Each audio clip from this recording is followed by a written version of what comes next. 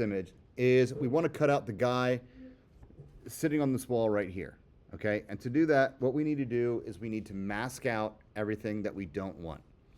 So there's a couple of options here that we have in terms of selection tools. But right here, I'm going to find my object selection tool. So clicking right here, if you see quick selection or magic wand, you want to click and hold down on the tool to find the object selection tool. From here, I can mouse over and it'll select different areas, but I'm just going to click off my canvas and drag a rectangle around him. Okay, now it has him selected and some extra stuff in the background. Not a big deal, we can get rid of that. So my next step is I'm going to go down here in my layers tab. And if you notice my layers tab, I don't have it docked over here. I personally like to bring it out so that way I can see all my layers at one time. Down here at the bottom, I have my layer mask, and I'm going to click on that, and you'll notice that it masked it out, but we still have this stuff underneath it. Let me go back to my move tool here. If I turn this off, okay, I still have part of that building, and I still have some of these areas. So the next thing I want to do is I want to take those out. So I want to use my paintbrush tool, and down here at the bottom, I want to make sure my color picker is set to black and white.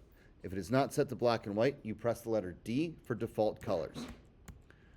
Okay, and I want you to look right here. Remember what we said. White reveals, black conceals. So if I want to switch back and forth on my brushes, I can press the letter X, and it'll switch back and forth.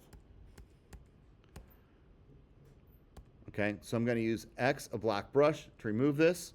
Hold down Option and use my mouse wheel to scroll in. Spacebar will help me move around. Okay, and I can take that out. Okay, Option and Control, click and drag to change my brush size.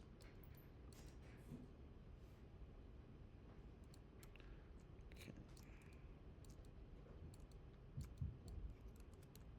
Command Z to undo. One of the things you want to make sure that you do is always select your layer mask before you start doing it. And this is one of those mistakes that I make all the time. Like I'll start masking something out. I'm like, what's going on? Why isn't this working? And I'm actually like painting on the layer. So you just want to make sure that you're on your layer mask and not the actual layer. Let's shrink down a little bit, get down here. Okay, let's bring my flow up a little bit just so I can get through that faster. Okay. Now, the next thing we have to tackle are these areas right here. Okay, for that, I'm going to use my polygonal lasso tool. Okay, and a polygon, we know, is a multi-sided shape. So what I can do is just zoom in so it fits right here. And I'm just going to click right here to start creating points. Okay, every time you see that little hand pop up, I'm holding down the space bar. Okay, now I have that area selected. Up here at the top, I have like a single selection, but if I do like the two rectangles that are on top of each other, it'll add to selection. And what that's going to let me do is it's going to let me create multiple selections at one time.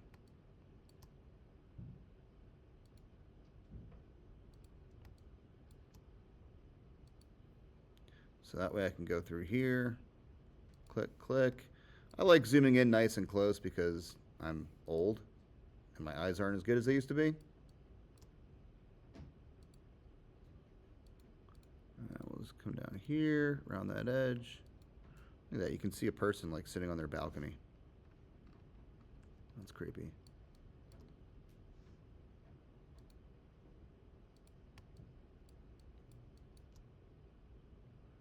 Okay, so now that we have those selected, I can go back to my brush tool, letter B, increase my brush size, and I can go in and just brush all that out. Okay, and now while we still have the dancing ants here, I'm going to press Command D to deselect, and we'll turn this layer back on. Okay, look at that. We cut everything out very nicely. Now, here's the tricky part. I intentionally picked two images that were very, very different in tones and contrast because the other ones that we did before, like they're pretty similar, so it's easy to blend them. This one's going to be a little bit more challenging. But one of the things that I noticed first is this layer right here with the guy sitting on the wall. It's very much sharper in terms of contrast compared to the other, like the background. So I'm going to go down here and I'm going to pick an adjustment layer. Okay, and I'm going to do brightness and contrast. And then what I want to do, because if I go in here and I adjust this effect, it's going to apply it to all the layers underneath. We just want to have it affect this one right here. So if I right click, I can go down to create clipping mask. Now whatever effect I apply to this layer, it's only going to affect that layer underneath. So we could probably silhouette him a little bit more and decrease our contrast.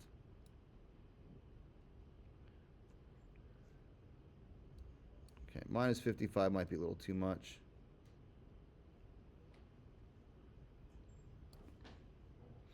Okay, and it does look like the background's got enough blur on it, so I'm okay with that. The next thing we're going to do is we're going to adjust our image so that way all the tones work together. So I'm going to go back here, create another adjustment layer. Okay, and I'm going to go into my color lookup. Excuse me. And we're going to change this where it says load 3D LUT. And I'm going to find one that I like. And you can pick whichever one you want. Here's Edgy Amber. Fall colors. Okay, I like that because it's nice and warm all the way through. What about Candlelight? How does that look?